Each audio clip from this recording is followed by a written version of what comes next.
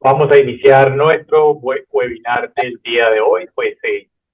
Para hoy tenemos del Comité de Metabolismo Mineral y Óseo una revisión y puesta al día en el tema de cuándo hacer paratiroidectomía después del trasplante renal. Para ello, la doctora Ela Cecilia Agrestor, nefróloga que actualmente trabaja en la ciudad de Tunja, nos va a deleitar con una excelente revisión que se ha tomado un trabajo importante ella para hacerlo. La idea es que al finalizar ella vamos colocando las preguntas en el chat y vamos entonces solucionándolas de acuerdo en el orden en que se vayan presentando. Además, tenemos un invitado especial, un experto en el tema, en la parte de trasplante, como es el doctor Carlos Fernando Acuña, nefrólogo que es el coordinador del programa de trasplante de la clínica Imbanaco en la ciudad de Cali. Doctora Ela y doctor Carlos Fernando Acuña, sean bienvenidos y encantado de tenerlos aquí. Listo. Muy buenas noches a todos. Bienvenidos a este escenario importante de educación continua. No sé si damos inicio de una vez o el doctor Carlos Claro, Carlitos, ponga para pantalla y conocerlo. denos la cara por acá. Hola, buenas noches. Muchas gracias por la invitación, doctor Guevara. Doctora Ela, muy agradecido también por la invitación. Bien, pues adelante. Muchísimas gracias, doctor Carlos. Listo, entonces entremos en materia de una vez. Comencemos hablando sobre las alteraciones del metabolismo mineral y óseo en la enfermedad renal crónica después del trasplante. ¿Cuándo realizamos la paratiroidectomía? Entonces, acá no me pasó, acá. Entonces, ¿qué son las alteraciones del metabolismo mineral y óseo en la enfermedad renal crónica? Se puede dar por alteraciones bioquímicas, alteraciones esqueléticas y extraesqueléticas, que nos puede llevar a un desequilibrio metabólico entre el calcio, el fósforo, un desequilibrio entre la paratormona, la vitamina D. Nos puede llevar a cambios en el remodelado, mineralización ósea, cambios en el volumen, crecimiento y fragilidad del hueso, y que más adelante nos puede llevar a complicaciones severas como las calcificaciones cardiovasculares y calcificaciones de tejidos blandos. Entonces, este es un esquema que nos muestra la compleja red que nos lleva las alteraciones del metabolismo mineral y óseo en estos pacientes, en los pacientes con enfermedad renal crónica. Recordemos que los riñones desempeñan un papel importante en todo este metabolismo, junto con las glándulas paratiroides, junto con los huesos y junto con el tracto gastrointestinal. Inicialmente, el factor de crecimiento fibroblástico 23 que hace suprime la secreción de 1.25 hidroxivitamina D y la 24 hidroxilasa. De esta manera, al suprimirlos, va a hacer que haya un aumento en la secreción de paratormona, lo que lleva a que se disminuya el calcio y que se aumente el fósforo en nuestros pacientes. Entonces, a medida que avanza la función renal, cuando pasan cada uno de los estadios y cuando avanzamos a los estadios 3B, 4 y 5, se va perdiendo ese número de nefronas y por lo tanto esos factores protectores como el cloto, el 1.25 hidroxivitamina D y el calcio disminuyen. Se aumenta el factor de crecimiento fibroblástico 23, se aumenta la PTH y se aumenta el fósforo. Y todo lo que acarrea estas complicaciones y lo que nos lleva a un aumento en la morbimortalidad de nuestros pacientes con enfermedad renal crónica. Entonces, ¿cuál es el impacto de estos mediadores?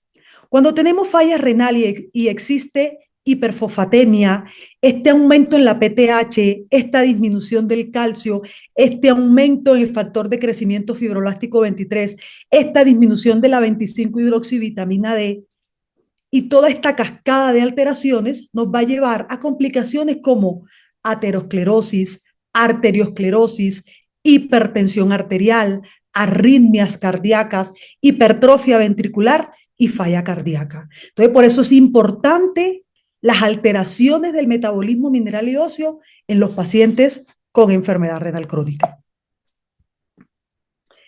Aclaremos unos conceptos y es importante saberlos y es importante recordarlos. ¿Qué es el hiperparatiroidismo primario? Es la secreción autónoma de hormona paratiroidea, superior a las necesidades homeostáticas para mantener un calcio normal. Por lo general este hiperparatiroidismo primario se da por tumores o por adenomas paratiroideos. El hiperparatiroidismo secundario, ¿cómo lo definimos? Como la hipersecreción de hormona paratiroidea en respuesta a hipocalcemia. Se da principalmente en los pacientes que tienen enfermedad renal crónica, pero también podemos encontrarlo en pacientes que tienen deficiencia de calcio nutricional o incluso en pacientes que tienen disminución de la vitamina D. El hiperparatiroidismo terciario, ¿cómo lo definimos? Lo definimos como los cambios en la paratiroides, cuando hay cambios de hiperplasia en la paratiroides, de manera que se produce un exceso de esta hormona, lo que acaba originando hipercalcemia. Algunos autores también les da el nombre de hiperparatiroidismo terciario, aquel hiperparatiroidismo secundario que persiste con hipercalcemia después de un trasplante renal. El hipoparatiroidismo lo definimos como una hiposecreción primaria de la hormona paratiroidea y el pseudo hipoparatiroidismo como una forma idiopática y una forma hereditaria resistente de la hormona. Hablar de prevalencia del hiperparatiroidismo terciario es extremadamente difícil. No hay una literatura, no hay un artículo que me defina a mí una prevalencia, que me dé un número, que me dé un porcentaje. Sin embargo, recopilando varios, pues se hizo la siguiente resumen. El hiperparatiroidismo terciario tiene una prevalencia elevada en los primeros 3 meses después del trasplante. Aproximadamente de un 5 a un 10% de los pacientes trasplantados renales, este hiperparatiroidismo va a persistir con el tiempo. Después de 3 a 6 meses, el calcio sérico se normaliza, pero puede haber una hipercalcemia entre 10 a 15 veces en estos pacientes. Esta hipercalcemia post-trasplante puede oscilar entre un 5 a un 66%, dependiendo en la serie de casos que se haya hecho el estudio. Y la hipercalcemia al año después del trasplante puede ser superior también al 30% y puede persistir sin cambios a los 2 a 5 años después del trasplante renal. Pero hablemos también de la fisiopatología. Es algo importante. ¿Por qué si ya tengo un riñón funcionante puede persistir el hiperparatiroidismo? Entonces recordemos, en el pretrasplante, cuando tenemos un paciente en diálisis, puede existir, como ya lo acabamos de mencionar, la hipocalcemia y la hiperfosfatemia. Este efecto estimulador de la hipocalcemia y de la hiperfosfatemia se lleva a que se estimule la célula de la glándula paratiroidea. Por lo tanto, esta célula de la glándula paratiroidea se engrandece, se vuelve hiperplásica, se vuelve nodular y por lo tanto hay un aumento en la secreción de la PTH.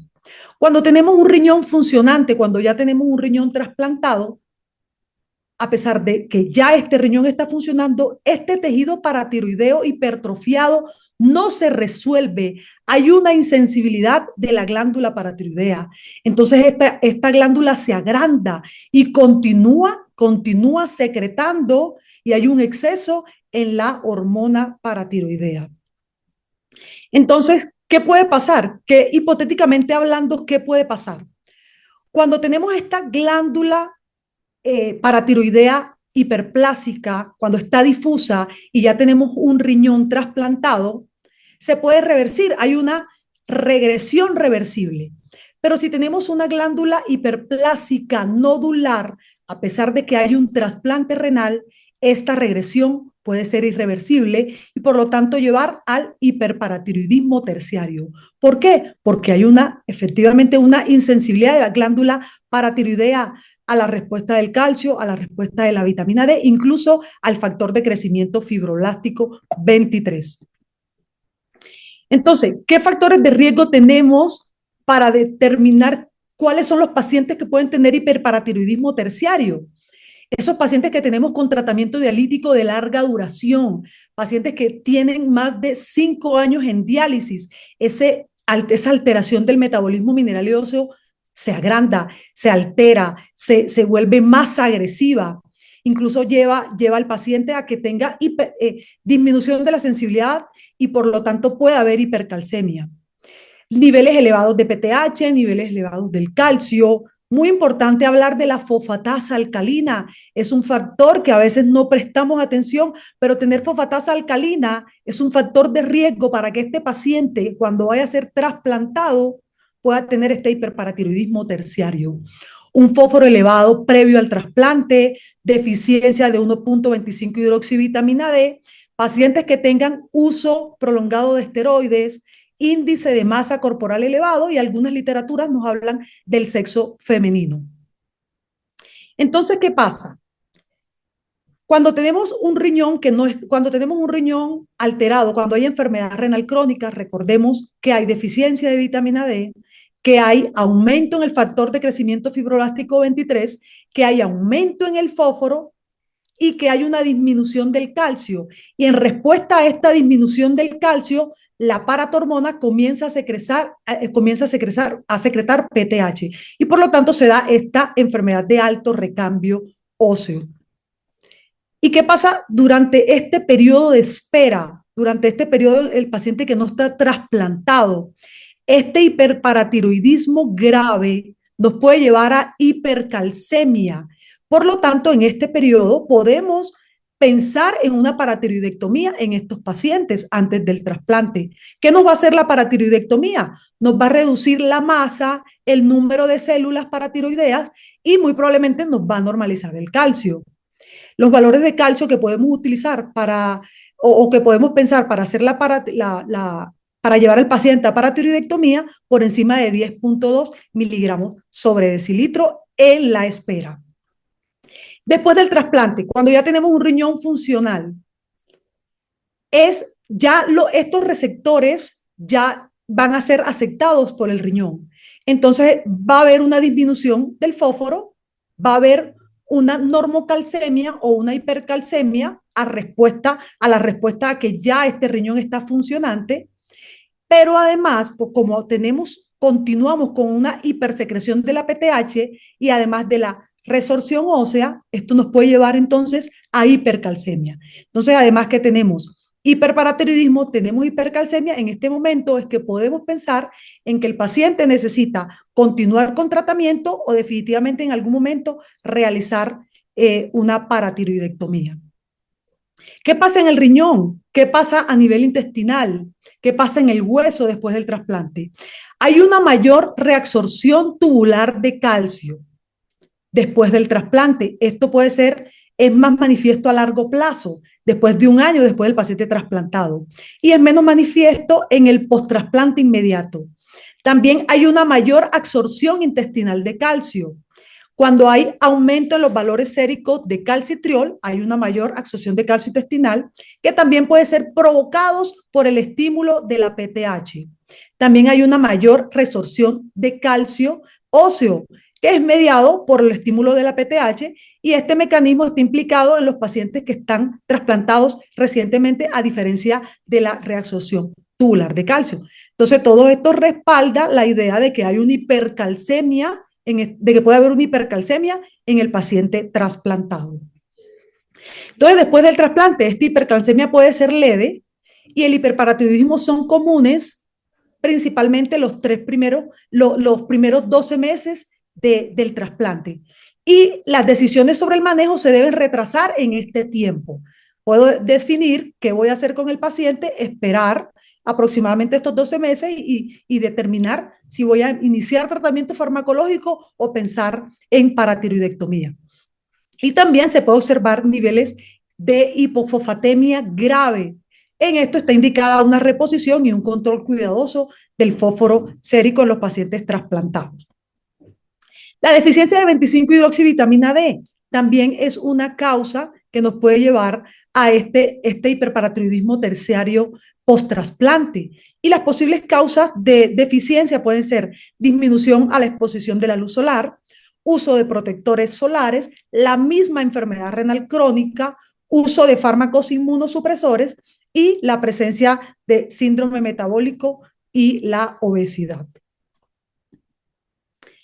Pero ¿cuáles son las indicaciones de tratamiento? ¿Cuándo empezamos a indicar tratamiento?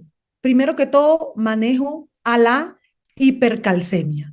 Inicialmente se debe dar una conducta expectante, monitorizar los valores de calcio, monitorizar los valores de PTH, a la espera de que estos vayan normalizando con el paso del tiempo después de que el paciente está trasplantado. Ante una hipercalcemia importante, mayor de 11 miligramos sobre decilitro, y que persiste con el tiempo, y si el paciente tiene síntomas de hiperparatiroidismo, ya debemos adoptar una actitud mayor, una actitud proactiva. Se debe implementar el uso de calcimiméticos, el uso de Sinacalcet, sí, está empleado como tratamiento alternativo en la hipercalcemia secundaria por este hiperparatiroidismo terciario con un riñón funcionante, y también nos ha demostrado que el uso de calcimiméticos tiene un adecuado control de la calcemia y mejora los valores de PTH y fósforo en estos pacientes trasplantados. Este es un esquema que quise traer de cómo se puede manejar la hipercalcemia en el paciente trasplantado. Entonces, si tenemos un calcio sérico por encima de 10.5 con una PTH por encima de 120, se debe iniciar calcimiméticos, iniciar Sinacalcet a dosis de 30 miligramos por día. Si este calcio disminuye por debajo de 10.2, se debe mantener la dosis. Si tenemos dosis por encima de 60 miligramos, se debe reducir si persistió este calcio por debajo de 10. Pero si después de los 6 meses, teniendo dosis de 30 miligramos, podemos pensar en retirar el calcimimético. Si este calcio se llega a aumentar por encima de 10.2 miligramos sobre decilitro, reiniciar la dosis o aumentarla si tengo 30 miligramos. Pero si no hay mejoría, si persiste este calcio así aumentado, entonces ya debemos pensar en paratiroidectomía. Este es un estudio que nos muestra definitivamente la paratiroidectomía versus Sinacalcet, un estudio retrospectivo en los pacientes trasplantados. Fue un estudio que donde se utilizaron 83 pacientes con hiperparatiroidismo terciario. Un año después del tratamiento, la paratiroidectomía resultó en un nivel medio de calcio sérico más bajo que el grupo que fue tratado con Sinacalcet, y que el tratamiento quirúrgico con paratiroidectomía fue más eficaz que el tratamiento con el uso de Sinacalcet. Y que también es importante determinar que cuanto más bajo tenemos los niveles de PTH, debemos pensar en iniciar terapia para suprimir este valor. ¿Por qué? Porque tenemos una mayor mortalidad en los pacientes que tienen, independientemente del valor de PTH, hay una mayor mortalidad. Y por lo tanto, este estudio nos respalda que entre más bajo tengamos los niveles de PTH para iniciar tratamiento, es mejor. Entonces, la paratiroidectomía nos permite la supresión y también el uso de Sinacalcet.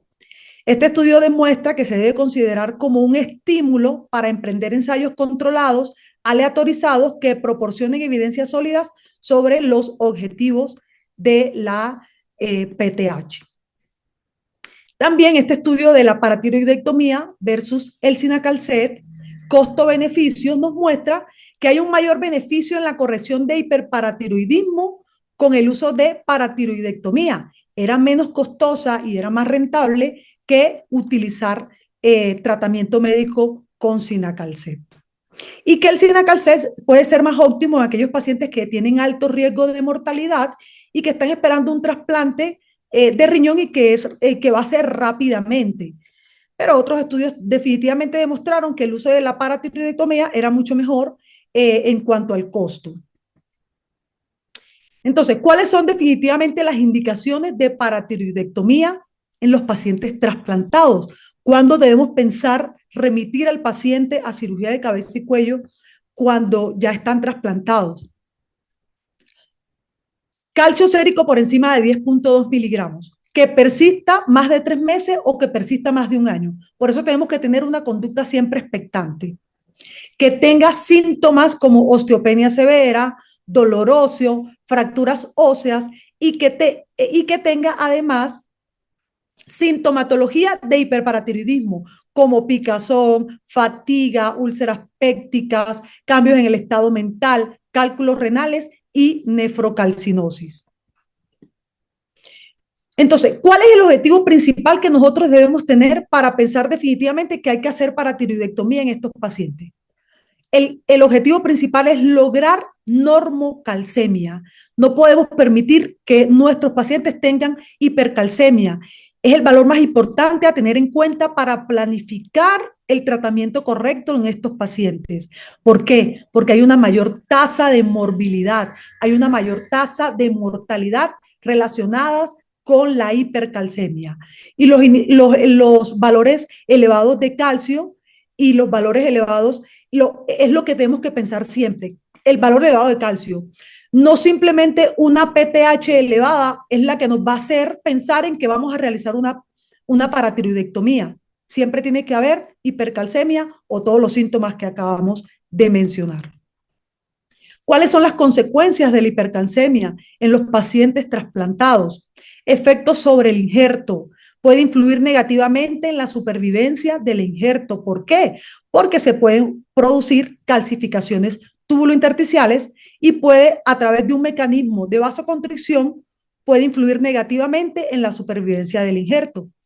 Podemos encontrar otros efectos como casos de pancreatitis en pacientes que están trasplantados, que tienen hipercalcemia y que también se puede incrementar el riesgo de calcificaciones y tejidos blandos, calcificaciones en tejidos blandos y calcificaciones cardiovasculares.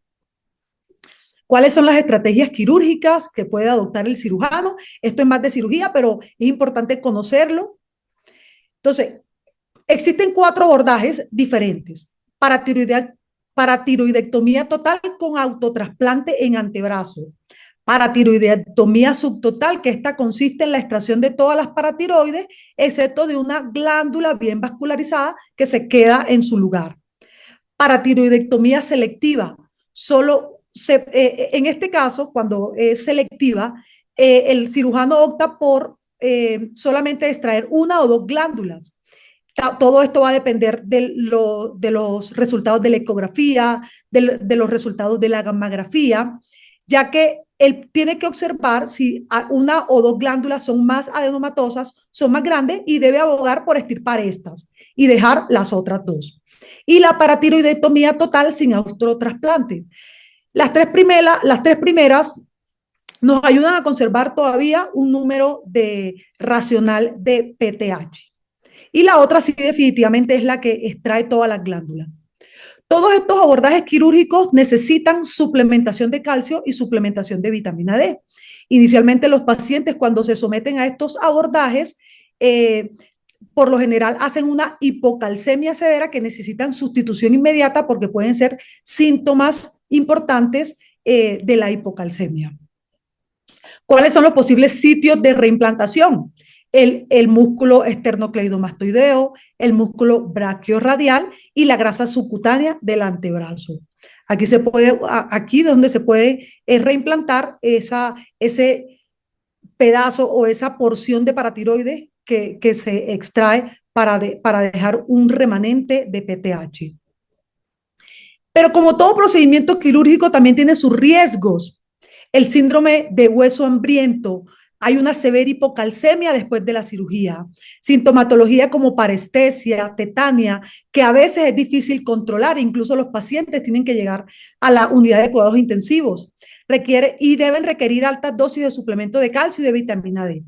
Infecciones de la herida, parálisis del denvio recurrente, y también algunas literaturas nos habla de que puede haber un riesgo de progresión de daño renal en este injerto trasplantado.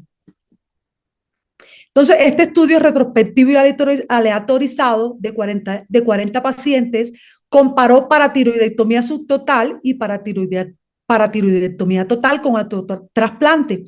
Mostró menores tasas de recaída en la paratiroidectomía total y el autotrasplante con una normalización más precoz de los niveles de calcio. Y este estudio también, que analizó a 74 pacientes con hiperparatiroidismo terciario que se sometieron a paratiroidectomía en 2 centros, dio como conclusión que el uso de paratiroidectomía limitada al hiperparatiroidismo terciario después del trasplante tiene un mayor riesgo de hiperparatiroidismo persistente y recurrente, y que se recomienda la paratiroidectomía total para pacientes con hiperparatiroidismo terciario.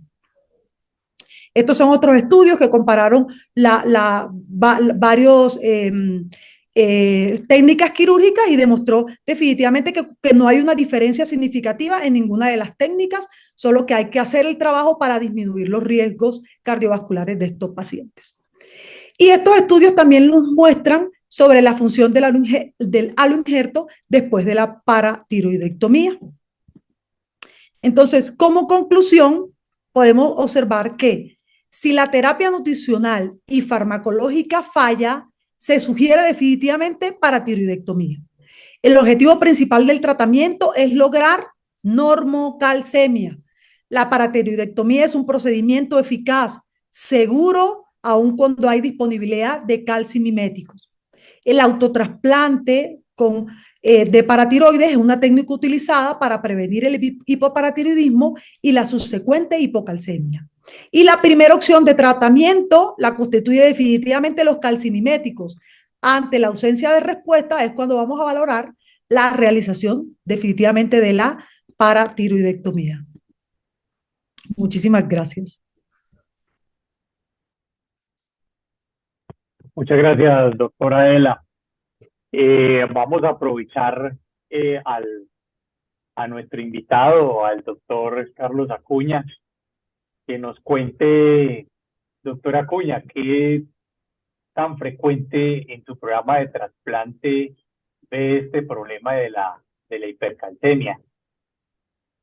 Pues los trastornos del metabolismo mineral y óseo en los pacientes con falla renal y en diálisis son universales, y gracias a Dios el hiperparatiroidismo terciario pues no es tan frecuente, y sobre todo lo vemos en pacientes que llevan mucho tiempo en diálisis. Aún nos llegan pacientes que por primera vez van a hacer protocolo de trasplante renal con 8 años, 10 años de diálisis, entonces, y con un florido, pues, síndrome de hiperparatiroidismo terciario, deformidades óseas, hipercalcemia, debilidad muscular, miopatía, muchas veces dado por falta de acceso pues a los servicios de salud, viven en zonas alejadas de centros donde dispongan de cirujanos de cabeza y cuello, y otras veces porque la misma EPS pues no les da acceso pues a estas consultas o a la cirugía como tal.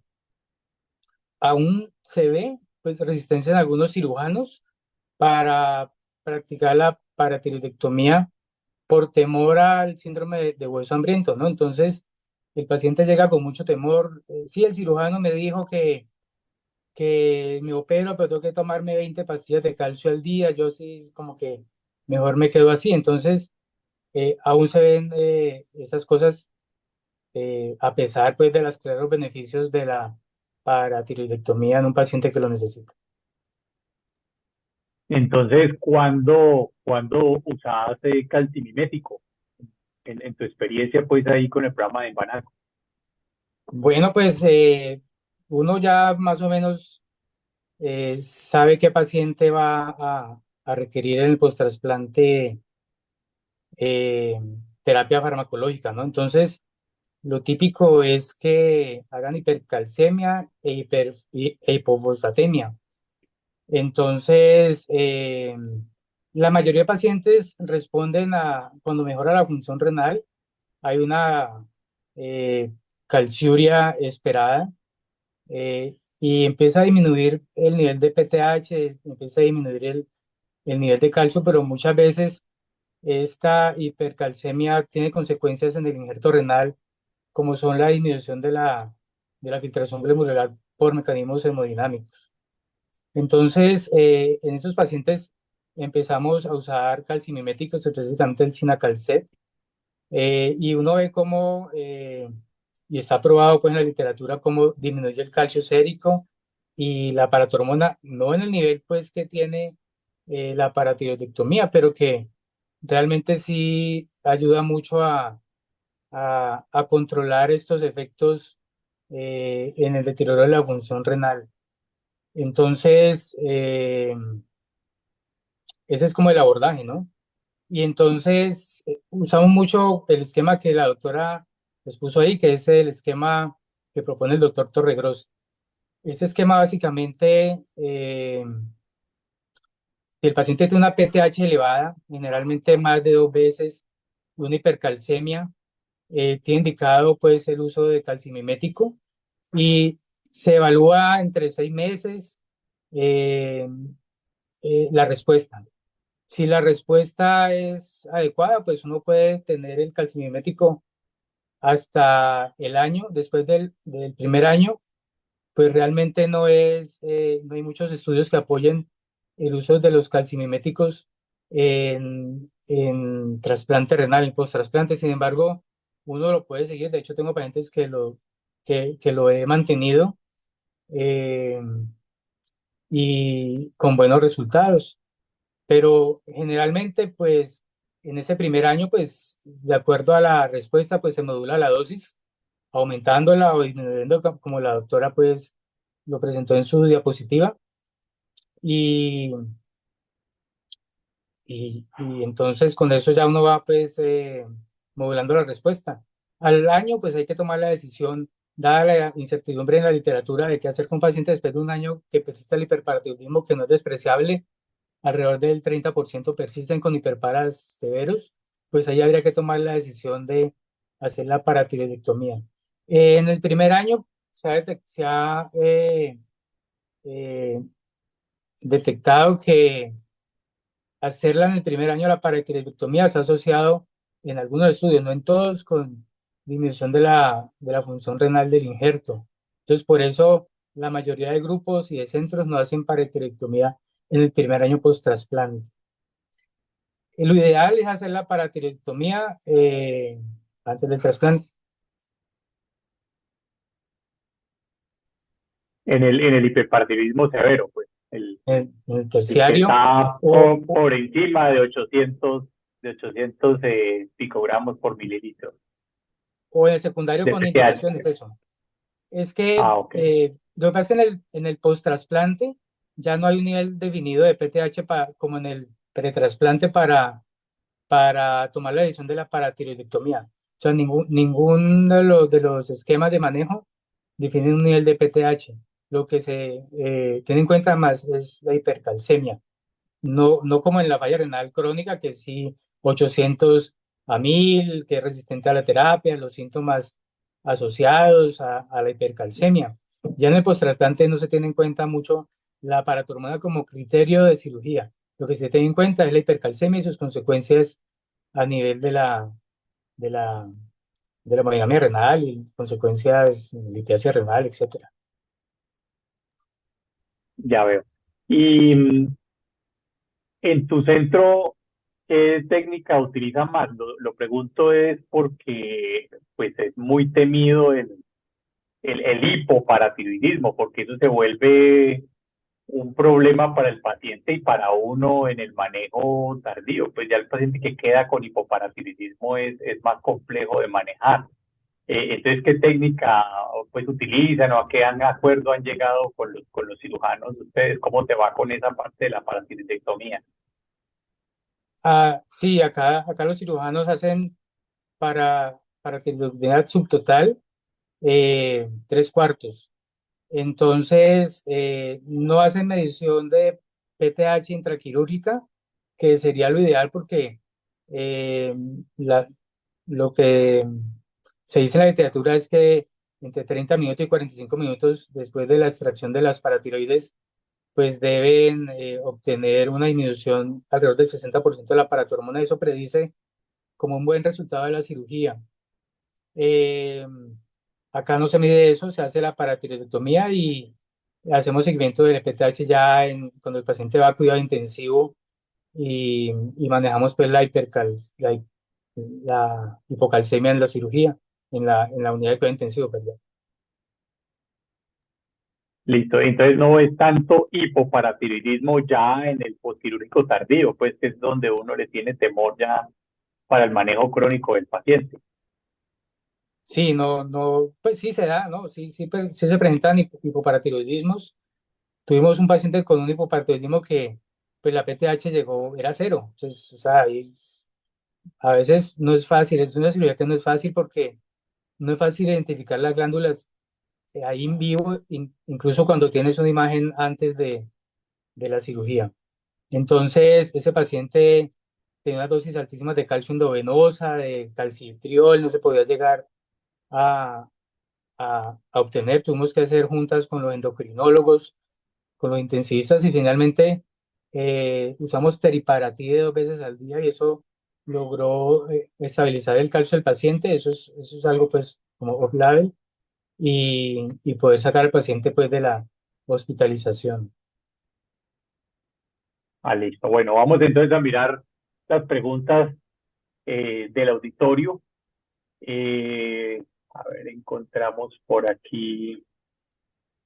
Dice la doctora Valentina Perdomo, ¿existe un valor de PTH que nos prediga el fracaso terapéutico de Cinacalcet? Dice, en menos de un año, me imagino que en ese primer año post-trasplante. ¿Hay algún valor que prediga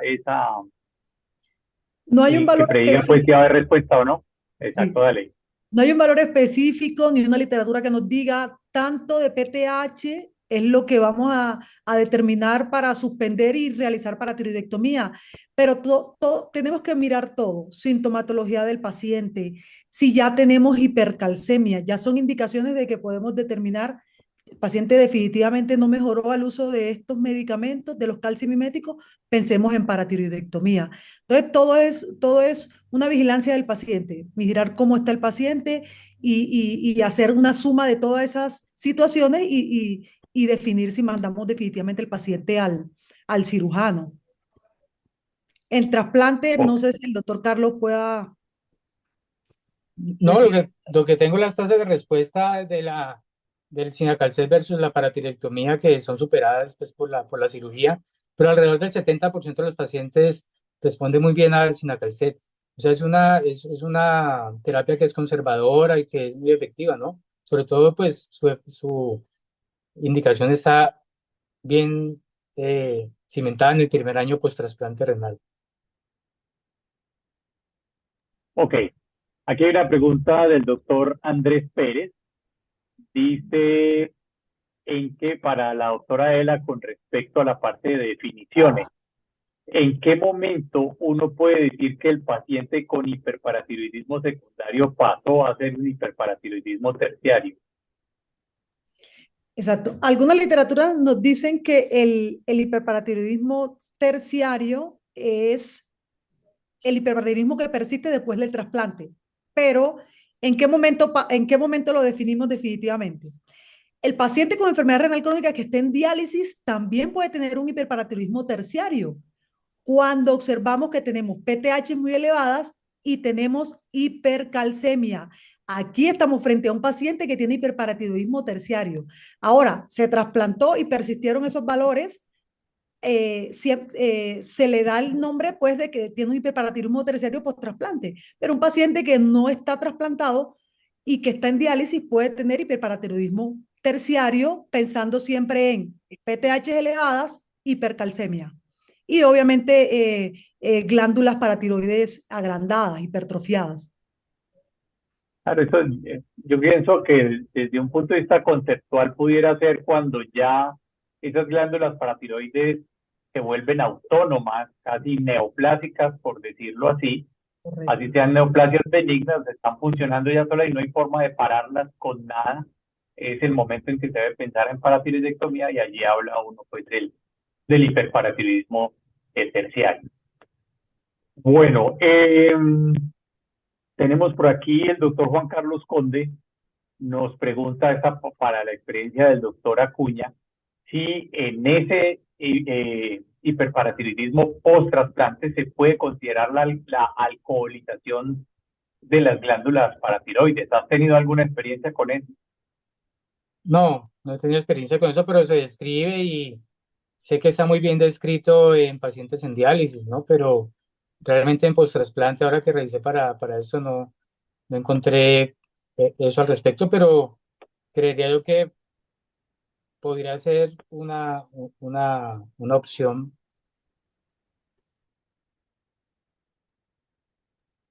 Perdón, eso es muy operador dependiente. Eso, pues, uno ve que había un grupo de argentinos que lo hacían. Aquí el doctor César Restrepo de Manizales tuvo mucha experiencia con eso.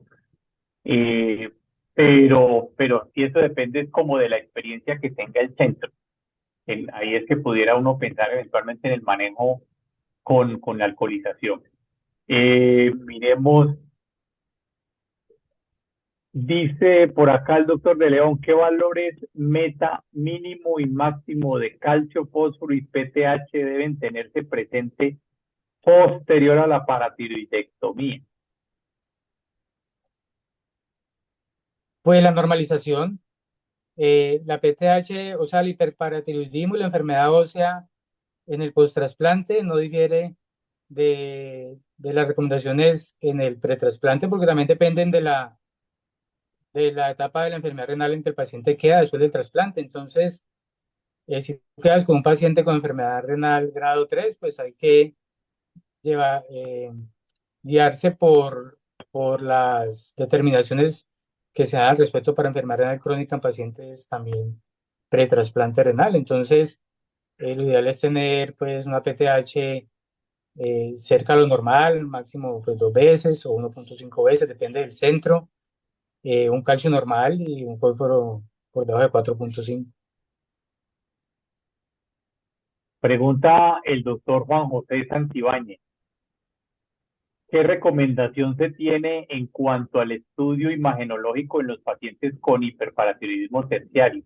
Dice él que si vale la pena hacer estudios como ecografía o gamografía, en vista pues que la recomendación es igualmente hacer paratiroidectomía. Sí, ayuda mucho, o sea, la gamografía eh, es una herramienta junto con la ecografía que ayudan al cirujano a localizar las glándulas paratiroides y también a saber si hay alguna que domine sobre las otras, porque, por ejemplo, no se recomienda que el tejido que deje residual en la que va a dejar sea de una glándula pues supremamente hiperplásica, ¿no? Deben escoger más bien una glándula que no domine en su función para dejarla en el sitio o para hacer el autotrasplante. Y hay técnicas adicionales como PET scan, hay tomografía y resonancia que también se están usando para localizar, sin embargo, no superan a la sensibilidad y especificidad para localización que tiene la ecografía junto con la gamografía.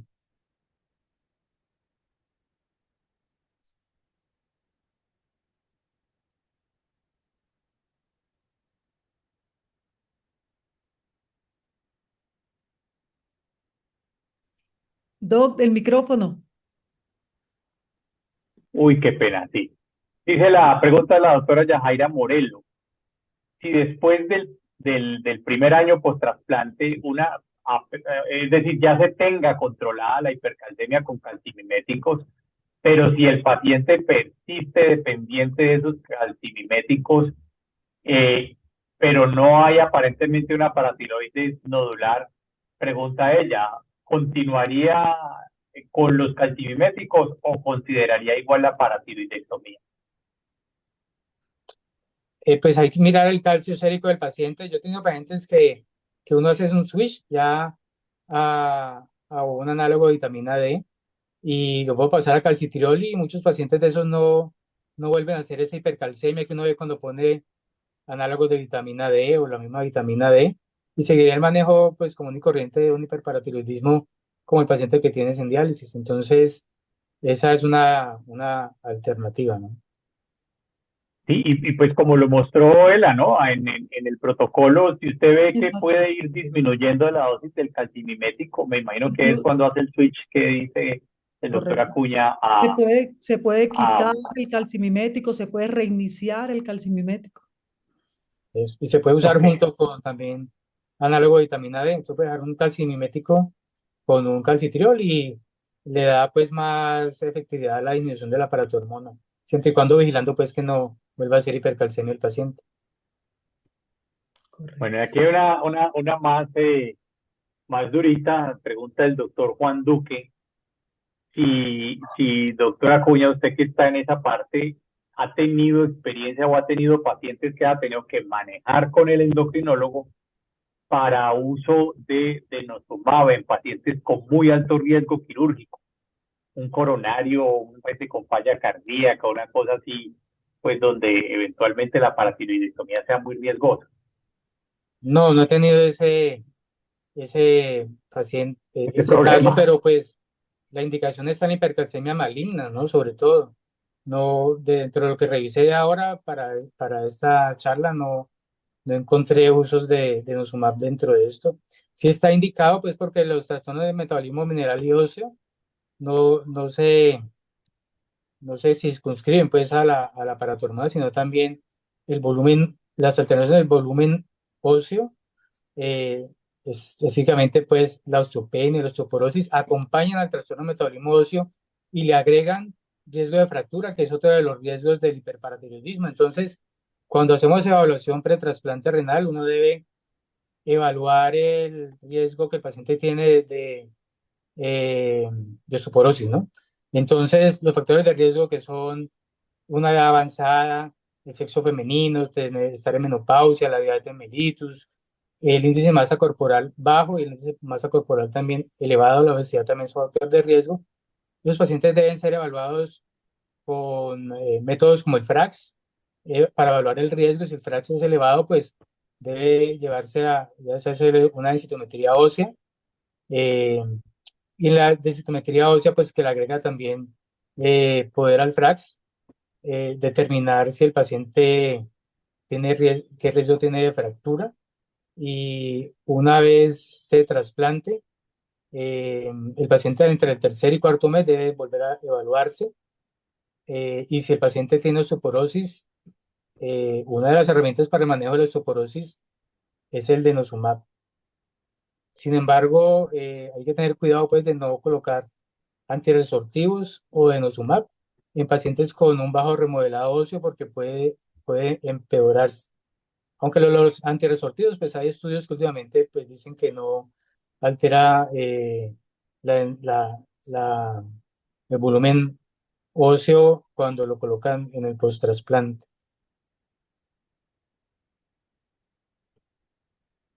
Ok, por acá pregunta la doctora Sol, ¿cuándo debo solicitar una cintilografía? Pues si deben de preparatorio terciario, la gamografía es una herramienta junto con la ecografía para, como le digo, comprobar si hay para mirar la anatomía de las paratiroides, si hay una autónoma que predomine sobre las otras, y le ayuda al cirujano a planear la cirugía. También sirve para ver si hay glándulas paratiroides en sitios diferentes pues al cuello, ¿no? A veces están en el timo, a veces están en el tórax. Entonces, esa es a veces una de las causas. El paciente lleva a cirugía y después de la cirugía, la PTH lo mismo. Entonces, son glándulas ectópicas. Entonces, la gamografía es una de las herramientas que ayuda a localizar glándulas ectópicas. Y la mayoría de los cirujanos no se meten sin hacer este tipo de ubicación gamagráfica, ¿no? Sí, la mayoría no Siempre lo... les gusta ir con él. Bueno, y la última, dice el doctor Juan José Santibáñez, si después de hacer todo el estudio el imagenológico, de las cuatro se muestra una sola, que es la hipercaptante, pues que probablemente está con el problema de hiperparatilismo terciario, pregunta él, ¿la recomendación quirúrgica sería igual la resecar las tres glándulas y media o solo resecar la hiperfuncionante? Pregunta para cirujano. Sí, muy Sí, es difícil. más pregunta para cirujano. Más pregunta para cirujano. Yo creo que en el momento de la cirugía él determinará y si hay un ojo, si tiene un buen ojo, mirará el tamaño de las glándulas y determinará si puede también retirar otra glándula, Es que aparte de para la que está más hiperplásica. esos casos son donde sirve mucho la medición de la PTH intraquirúrgica, porque el cirujano pues, retira la glándula grande y mide a los 30 minutos la PTH y si tiene una disminución de más del 60% te predice éxito. Entonces, yo creo que ese sería el abordaje más adecuado en ese paciente. Ok, muy interesante. Muchas gracias a todo el auditorio por sus preguntas. Doctores, excelente disertación, la magnífica revisión. Doctora Acuña, mil gracias por todo el apoyo que nos ha dado acá y nos has mostrado, pues, dado mucha luz gracias a tu experiencia, pues, en tu programa de trasplante. Pues sí, esperamos continuar pues con los webinars que se dan por parte de la Asociación Colombiana de Nefrología, a quienes les expresamos nuestro agradecimiento por el espacio y pues que tengan todos muy buena noche. Muchas gracias, Juan Guillermo. Chao. Buenas noches a todos. Gracias, Muchas hasta gracias, luego. Carlos. Muchas gracias.